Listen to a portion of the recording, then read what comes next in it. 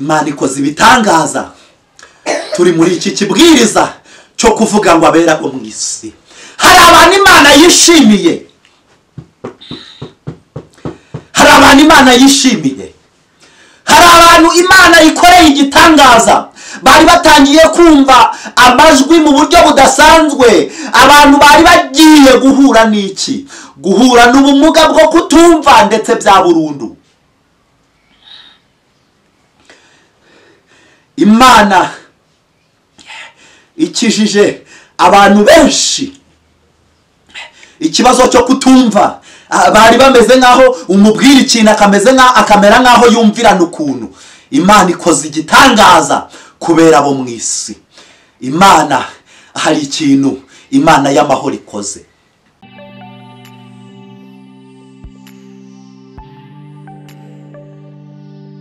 Abera b'Imana, abantu Imana yaronse, abantu Imana yameneye amaraso y'igiciro cyinshi muri Yesu Kristo.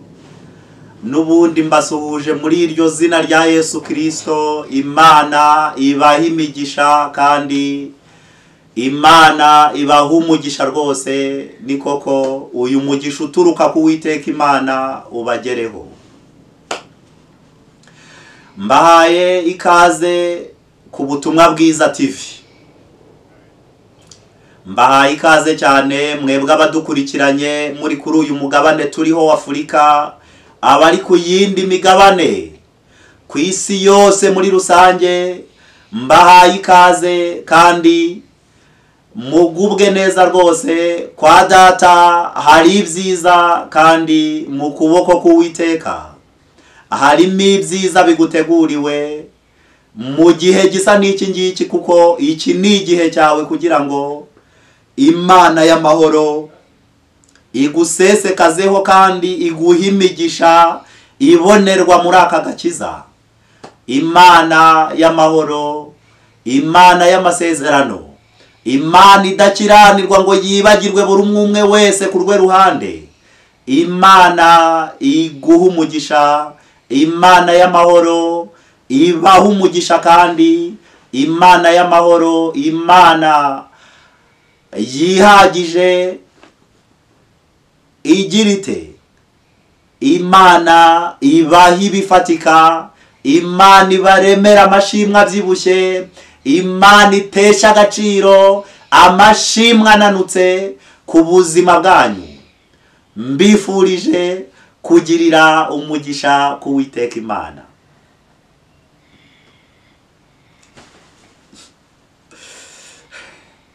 Ndafashijwe. Nangiye nkubwira ngo abera b'Imana. Ni koko abera b'Imana ni abantu bagezweho, ni abantu b'umwihariko, ni abantu nubwo ubona ari abantu basanzwe ndetse ni abantu badasanzwe, kuko ni abantu bahamagawe ikirenze guhamagarwa, baratoranwa. Hahamagawe benshi ariko ahatoranijwe bakeya. Mwifurije kugaragarwa mu mugabane w'abahamagawe ikirenze guhamagarwa bagatoranwa. Imana ibaha umugisha. Reka nzamure iyi korasi kandi reka nkubwire, iyi korasi uyizereremo kandi mwuzaniye n'ijambo rivuga ngo abera bo mu isi. Abo ngabo ni abantu Imana ireba aho iri hose, kuko ibera hose icyarimwe, ikabishimira kandi umutima w'Imana ukanezererwa abo ngabo, abo bera bo mu isi. Imana ivuganye nanjye ndi muri iryo jambo ryo kuzamukiramo mvuga ngo abera bo mu isi. Imana itesheje agaciro ikimenyetso cy'ibidafite umumaro ku buzima bwa benshi. Hari ingendo zitari iz'umugisha, ingendo z'imivumo, Imana izitesheje agaciro ku buzima bwawe wowe udukurikiranye ku Butumwa Bwiza TV.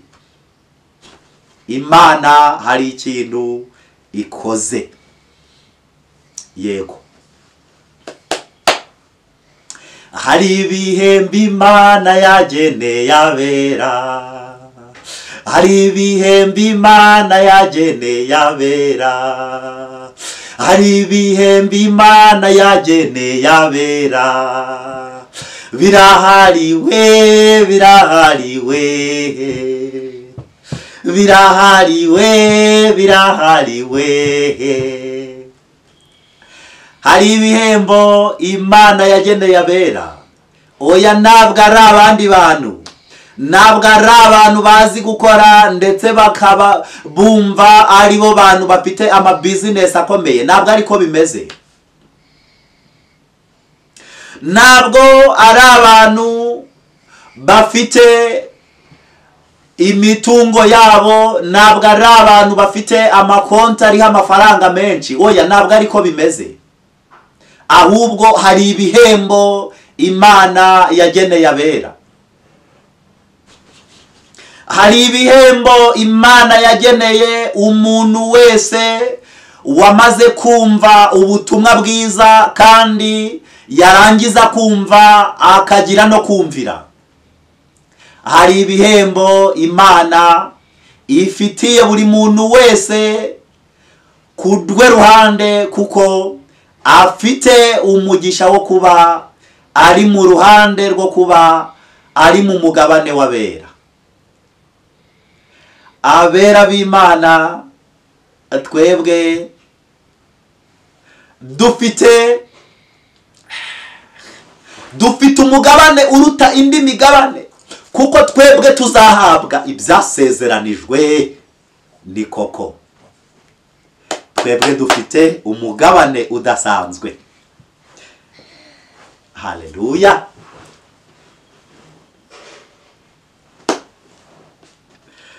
Reka tujye mu ijambo. Iri jambo turarisanga hehe? Iri jambo turarisanga muri Zaburi ya 16, umurongo n'uwa 3 wonyine, hafi aho ngaho. Ibice ni 16, umurongo n'uwa 3. Havuze iki? Haravuze ngo abera bo mu isi nibo mfura nishimira bonyine. Kuri uyu murongo waho wa 3, abera bo mu isi ntabwo ari abantu bafite amataje y'imiturirwa muri iki gihugu, ntabwo ari abantu baba mu Burayi, ntabwo ari abantu bagize uburyo bwo kuba bari muri Amerika uyu munsi wa none. Ntabwo ariko bimeze. Nabera bo mu isi. Oya, ntabwo ari abantu bafite titire runaka, kuko ari ababishopu, ntabwo ari uko ari aba apotre, ntabwo ari uko ari abapasiteri. Oya, ntabwo ari ayo matitire abana b'abantu bahagazemo muri iyi minsi. Ahubwo ni bande? Abera bo mu isi.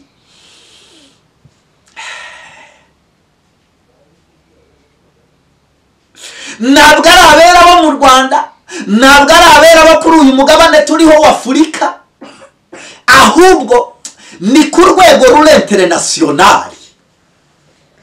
Usome neza, ntabwo ari njye ubivuze. Icyo kora ni ko ijambo rikubwiye. Abera bo mu isi ni urwego rw'interinasiyonari, ni urwego rw'isi. Abera bo mu isi nibo Imana ireba, yareba ikabishimira. Nibo Imana ireba ikabashyira ku rwego rw'uko ari imfura. Mwifurije kuba imfura. Imfura izwi n'Uwiteka. Mwifurije iki? mwifurije kuba uwera ugaragarwa mu maso y'Imana. Imana yakureba ikanezererwa ikavuga ngo iyo ndebye mu gihugu cy'u Rwanda mbona harimo abakobwa ndeba umutima wanjye ukabishimira. Imana yareba ikavuga ngo hari abamama bari hehe, hari abamama bari mu gihugu cy'u Rwanda, hari abamama ndeba nababona umutima wanjye ukabanezererwa, nkabona ari imfura ziri muri iki gihugu cy'u Rwanda.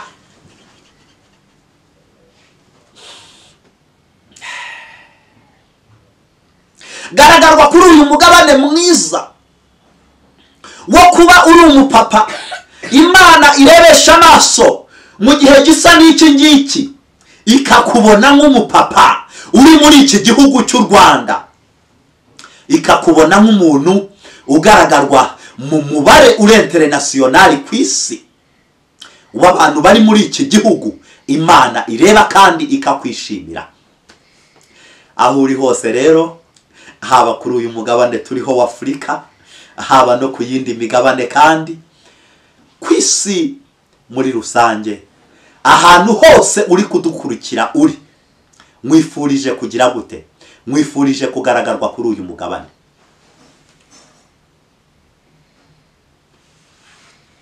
Reka mubwire, abera bo mu isi bafite iki? Bafite indangagaciro y'ijuru. Niyo utakirirwa ubumbura amagambo ngo ujye kwisobanura muri byinshi, umuntu ashobora kugira gute? Umuntu ashobora kumva uvuga, umuntu ashobora kukubona ugenda akavuga ngo uriya ni umuntu w'Imana, uriya ni umuntu ubasha kutubwiriza atiriwe agira n'ibyo atubwira. Imibereho ye ya buri munsi irimo ikibwiriza. Reka mubwire, twebwe abera bo mu isi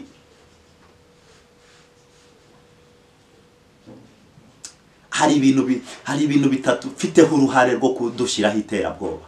Oya, hari n'ibintu tudakwiriye twebwe kumenya. Hari ibintu tudakwiriye kwirirwa dutindaho. Oya, hari ibintu twebwe tutajya dutindaho. Kubera iki? Twebwe turashinganye. Ese bakundwa mu mwami, muzajya mu ijuru kuwa kangahe? Muzajya mu ijuru kuwa kangahe? Abera bo mu isi, twebwe turi mu isi uyu munsi wa none, ariko mu buryo bw'umwuka twebwe turi no mu ijuru. Ntabwo dutegereje igihe kizaza. Kubera iki? Twebwe ntabwo tukiri abacu ngo twigenge, ahubwo dufite iki? Dufite indangagaciro yabo turi bo. Bivuze iki? Twebwe turi abambasaderi b'Imana n'abantu ku isi.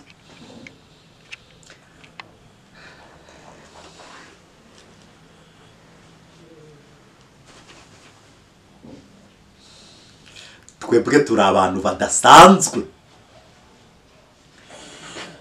Twebwe turi abantu badasanzwe. Kubera iki? Kubera ko twebwe turashinganye. Reka mubwire, naho amarembo y'ikuzimu yakuguruka, naho amarembo y'ikuzimu yanyeganyega, abera b'Imana twebwe turashinganye. Mama we urashinganye, papa we urashinganye. Reka mubwire wa mukobwa we, reka mubwire wa musore we, kubera ko uri muri uyu mugabane wo kuba uri uwera w'Imana, wowe urashinganye. Urashinganye.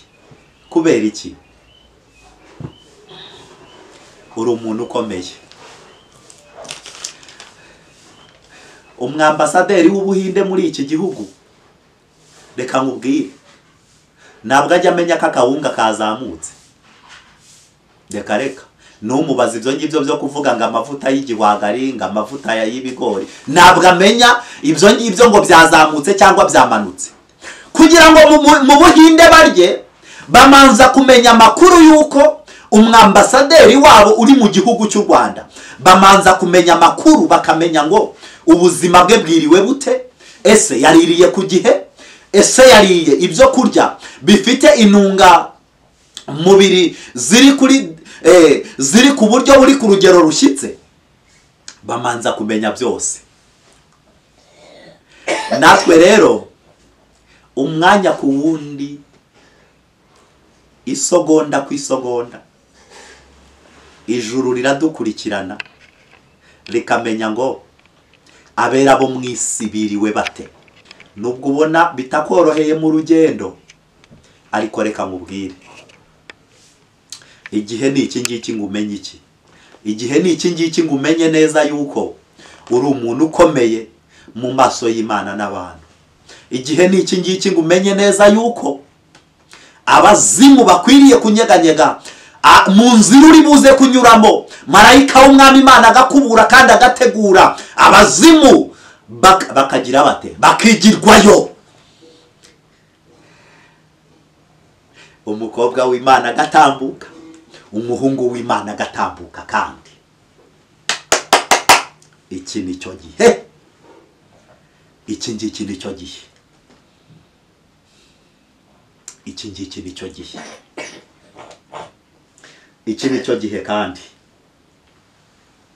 Dawidi ari mu buryo bwiza, hari igihe cyageze umwuka w'Imana amuzaho, yibutse neza urukundo rw'Imana kubera bo mu isi, avuga amagambo akomeye, yatura ubuzima, arahanura, aravuga ngo njyewe nari umusore, ariko ubu ngubu ndashaje, ntabwo ndabona umukiranutsi arekwa, ntabwo ndabona umuntu w'Imana ari ku muhanda asabiriza.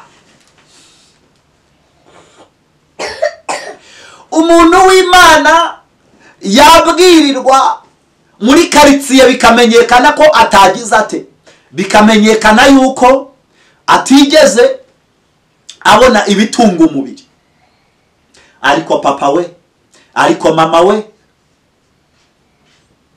iyo niyo nzira igomba kukugeza aho ugomba kugera. Iyo niyo nzira, komeza uzamuke. Iyo niyo nzira, iyo niyo nzira. Imana izanye ubutabazi ku buzima bwawe. Imana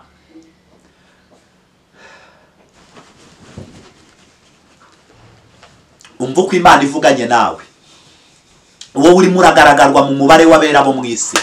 Imana ibahaye Zaburi ya 91. Abantu ibihumbi bazajya baba barimo baravuga amakuru y'inzara, amakuru y'indwara z'ibyorezo ku buzima bwabo.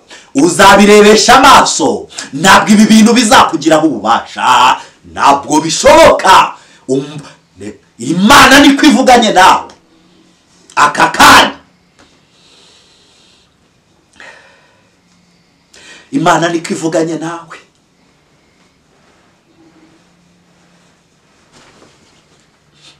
Imana icagaguye ingoyi z'inzara ku buzima bw'abera bo mu isi. Imana icagaguye iminyururu y'iki, iminyururu y'ibyo kurya by'agahimano. Imana itesheje agaciro. Hari ikintu Imana y'amahoro ikoze kubera bo mu isi. Umva uko Imana ivuganye nawe. Imana ivuganye nawe ngo ntabwo izababaza abantu bayo ibihe byose, ntabwo izababaza abakobwa bayiteka, ntabwo izababaza abahungu bayiteka. Hari ikintu Imana y'amahoro ikoze. Umva umugambi w'Imana ku buzima bwawe. Umva umugambi w'Imana ku buzima bwawe. Abera bo mu isi ntabwo ari abantu bo gupfa ngo tujye kubashingura kubera yuko inzara yishe umuntu umwe mu bera bo mu isi. Ntabwo ariko bimeze, ntabwo bishoboka, ntabwo bishoboka. Iryo ni isezerano Uwiteka Imana agize ate? Ni isezerano Uwiteka Imana agiranye nawe aka kanya. Imana y'amahoro ikoze ikintu gikomeye. Mwifurije iki? Mwifurije kurushirizaho kuba muri uyu mugabane w'abera, kuba muri uyu mugabane w'abera, kandi mwifurije kuba muri uyu mugabane. Ntabwo uzigera uhomberwa kubwo kuba muri uyu mugabane, ntabwo bishoboka. Ntabwo uzicuza, ntabwo uzagira imibereho yo kwicuza kubera ko wabaye muri uyu mugabane w'abera bo mu isi. Ntabwo bishoboka.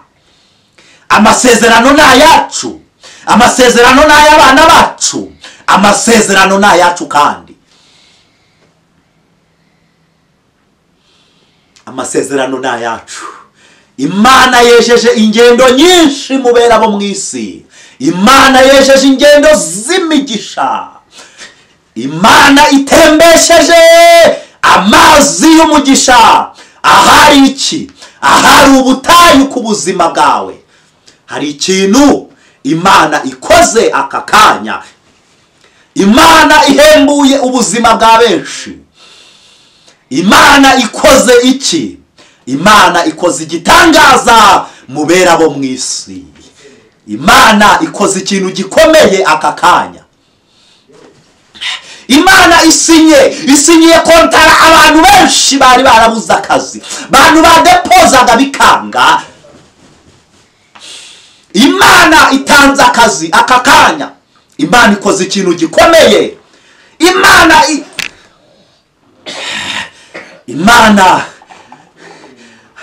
akira gusinya kontara mu izina rya Yesu Kristo. Wowe bari warateye intambwe, ndi kubona abantu bari barateye intambwe rimwe, abantu bari barateye intambwe kabiri, abantu bari baragerageje amahirwe bikanga. Akira gusinya kontara mu izina rya Yesu. Ndimo ndabona abakobwa basinya kontara. Akira gusinya kontara mu izina rya Yesu.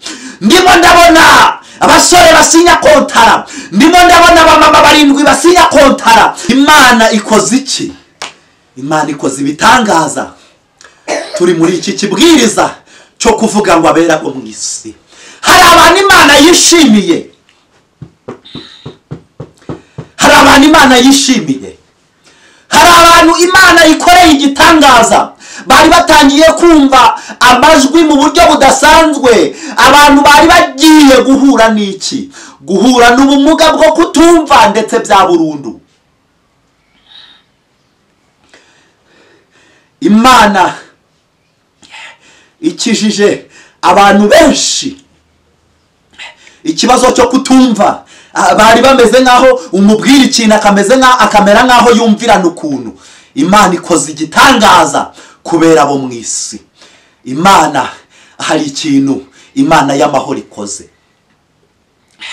Ikiganza cyiza cy'Uwiteka kibanye n'abera bayo biri mu buryo budasanzwe. Mana nziza, Imana yo kubahwa, Imana y'amasezerano, Imana ifite ubutware, Imana ifite ubushobozi. Ndagushimye ko ukoze igitangaza. Ndagushimye ko uremeye amashimwe abyibushye abantu benshi binyuriye muri iri jambo ryo kugabira ndetse no guhesha umugisha abantu benshi. Data, nanjye ndagushimye, nanjye ndagushimye kandi ngushyize hejuru. Bakundwa mu mwami, mwakire ineza y'Imana kandi mwakire gusuhuzwa n'Uwiteka. Turi muri iri jambo rivuga ngo abera bo mu isi ni mwebwe mfura mwenyine Imana yishimira mwakire gusuhuzwa n'Uwiteka, mwakire kwambikanwa impeta n'Uwiteka Imana y'amahoro ibahaye umugisha rwose. Imana y'amahoro itanze umugisha, kandi ni koko kandi itanze umugisha mwinshi. Bakundwa, Imana irushirizeho, Imana y'amahoro irushirizeho kugira gute kubaha icyo umutima wanyu wifuza kandi ushaka, kandi Imana ibaha umugisha.